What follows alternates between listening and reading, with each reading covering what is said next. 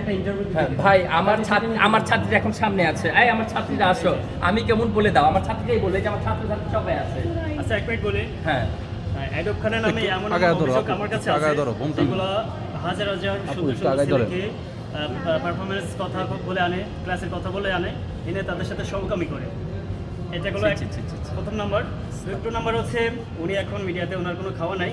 আমাদের রুমি করিম স্যার যেহেতু এখন হাইলাইটে আছে, স্যারের নামে কটূক্তি করে উনি হাইলাইটে আসতে চাচ্ছে। হ্যাঁ, ঠিক আছে, তো এটার বিচার আমরা সবাই চাই।